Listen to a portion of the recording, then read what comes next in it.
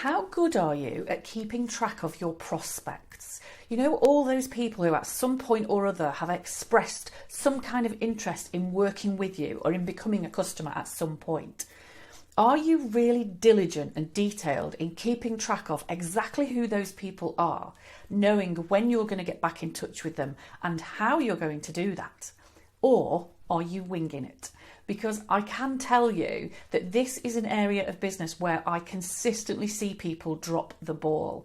Now, what I often see is that people worry that getting back in touch with prospects is a little bit pushy, but also equally what I see is people that are just a little bit disorganised about it or completely disorganised about it. I often talk to people who think they're quite good at this. They think they've got it in hand, they think they're doing okay.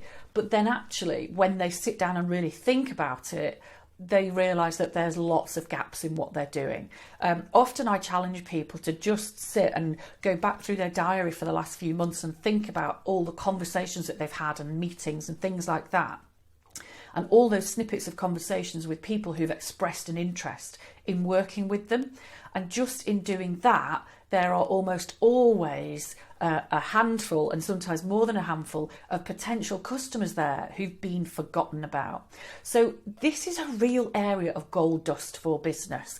Why would you spend time, money and effort continually marketing your business if you're not effectively following up with the leads that your marketing generates?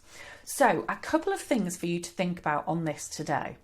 Firstly, you are not being pushy here. If you're going back to a potential customer who's expressed an interest in working with you, all you're doing is helping them make an informed decision about whether to buy from you or not, and to buy something that's going to help them. So this is not pushy, this is helpful.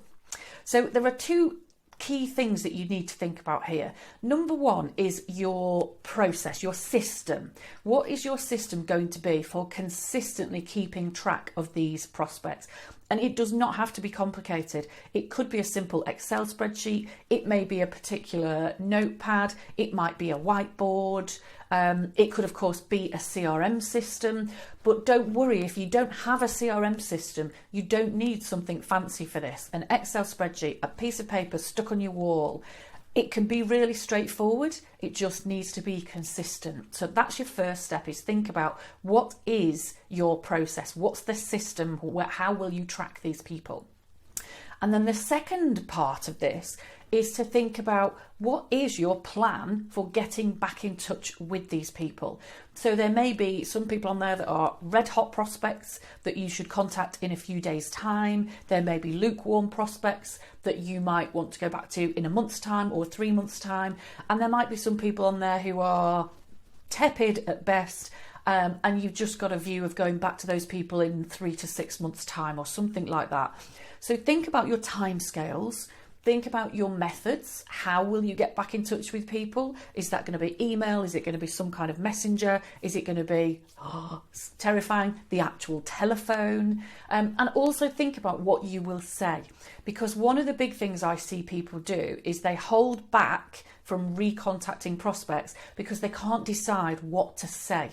So if you map out the outline of a message or the outline of a conversation or a template, rough template for an email, then each time you're going to get back in touch with somebody, you've already got the bare bones of what you're going to say, and you will get rid of the excuse of, I'm not sure what to say, I'll have a look at it tomorrow or the next day or the next week or the next month. So that really is it for me on this one today. It's very much thinking about consistently keeping in touch with those amazing people who already are interested in working with you, because there is huge value to them and to you in you keeping regularly in touch. So have a system and understand what your process is to support that system. Hopefully that has given you some insight today in getting much more organised about keeping in touch with your prospects.